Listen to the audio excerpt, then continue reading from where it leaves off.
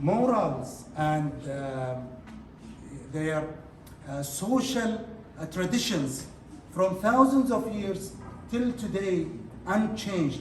If you look at all nations, if you talk about US, the English came, they wiped the board, they have written in new culture. If you go to England, the Vikings and Irish and whatever, it's only Oman is the country that has kept and saved its tradition. And this is very important when we talk about things later.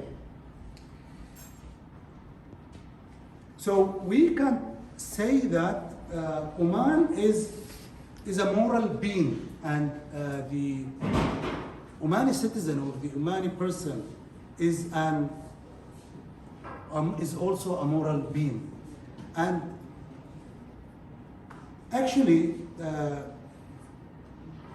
the Prophet Muhammad, when he talked about, this is 1,400 years ago, and before the Omanis became Muslims, there was one guy who came complaining that one tribe has beaten him and he ran away from them, breathing for his life.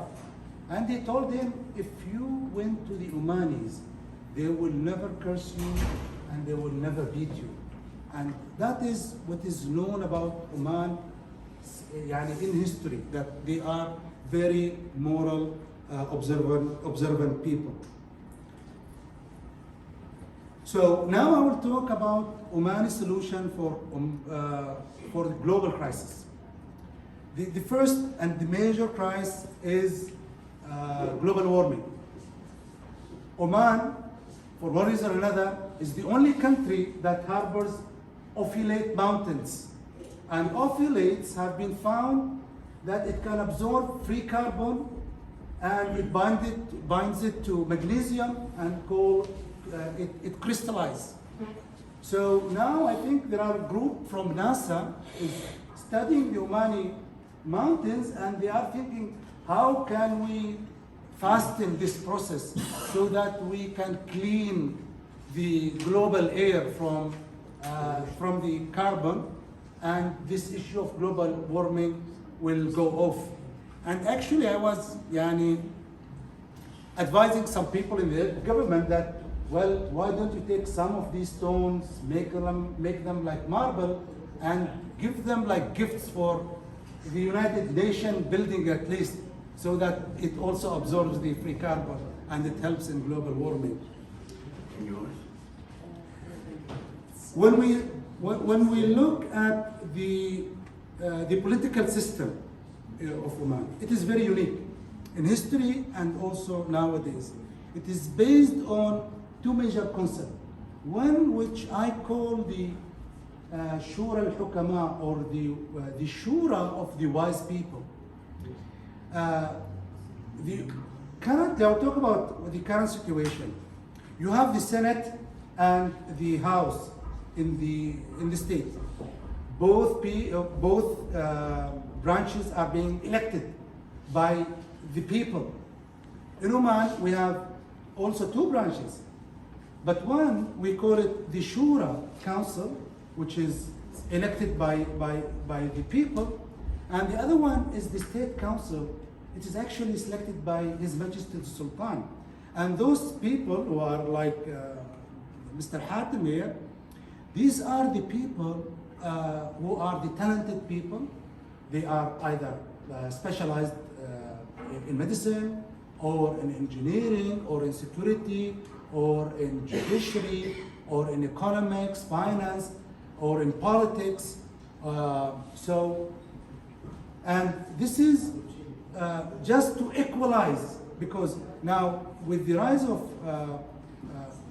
populism, where people and the politicians are being dragged and directed by the probably the what do you call what the people like. Here in Oman, it is the wise people that guides the politics and that guides the decision making. The second concept is the respect to other nations and the non-interference in their own affairs. And this has been addressed many times by His Majesty Sultan Qaboos and also His Majesty Sultan Haytham. Also, what is there in Oman is we are lucky that most of the time we have visionary leadership, like His Majesty Sultan, who have decided that he made what is called like academic chairs in different universities, and he built cultural centers like this one, and also he actually asked to publish a periodical called Tolerance in 2003, and it is still continuing, but they changed the title to At-Tafahum. I don't know what is the trust. The understanding probably it's called. Also, another thing very special about Oman, not found in any other place, is that the Omanis, they have invented their own Islamic school. It is historically known as the Ibadism, but probably some people, they question that description. But what is special about this Islamic school, it considers all other Muslims are the same. So they can marry from the Ibadis, and the Ibadis can marry from them, and it is not allowed for any Muslim to attack or to even say bad things about the other Muslim. In other Islamic schools, this is not very clear as in the Omani school.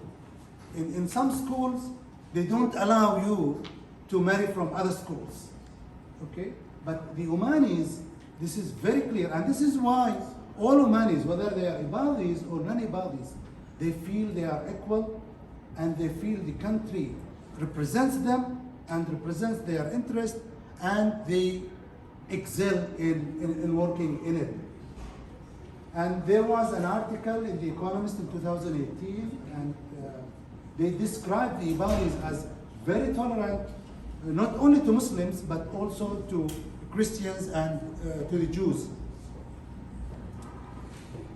So, in conclusion, Oman is, to me, is a moral state. The Oman Mountains is probably a solution for the global warming. The Shura of the wise is probably the best political system, and it's a solution for many political problems facing many governments. And the Islamic school or the religious school that adopts pluralism is the guarantee for the harmonization of the community, and the visionary leadership is the one that conserves the moral, or the directs the moral compass of any community. And thank you very much, and sorry if I was confusing in my English presentation. Thank you.